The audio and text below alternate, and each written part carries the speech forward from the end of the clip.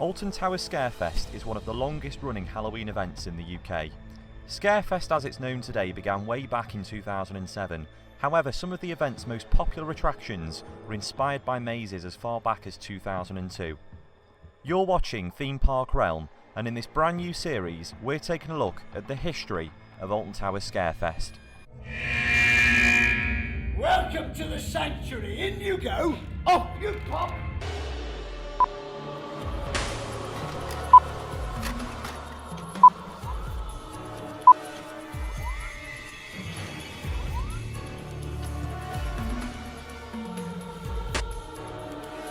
It was around the early 2000s that the park first started experimenting with Halloween attractions. Prior to 2002, the main attractions for Halloween at Alton Towers were simply shows, some of which took place inside the park's indoor ice rink attraction. In 2002, the park really started to expand its Halloween offering. The park started to brand their Halloween event as the Alton Towers Halloween Spooktacular. Terror of the Towers was the very first scare maze to open at the resort. In this episode, we will be taking a look at Scarefest 2005 and beyond. If you are interested in all the Scarefest history, go ahead, take a look at our previous Scarefest history video. I'll link that on screen at the moment. So, as we discussed in the last video, Alton Towers Halloween Spooktacular was an overall success for the park, both in the 2002 and the 2003 season. Unfortunately, in 2004, the event took a complete backseat. The offering was very much reduced, and there was no scare maze offering at all for that season. Alton Towers was actually owned by Tussauds at the time, and they were going through some pretty major restructuring of the company. In 2005, the Tussauds Group was purchased by Dubai International Capital. Later in 2007, of course, the park was handed over to the Blackstone Group, and later merged into Merlin Entertainments, who of course still own the park to this day. Now, unfortunately, due to the huge changes that the park was going through at the time, Halloween was simply not an option, and not something that they could budget in.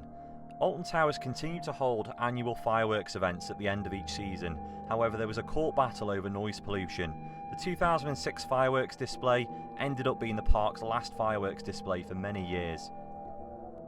At the end of the 2006 season, the Alton Towers Halloween Spooktacular was actually set to return to the park once more.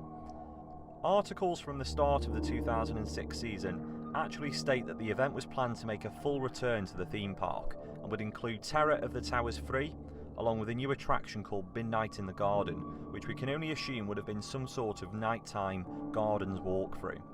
The resort also said that there would be a family entertainment offering, including a bubbling cauldron of trickery and treats, puppet shows, mini scare mazes, and spooky storytelling across the park.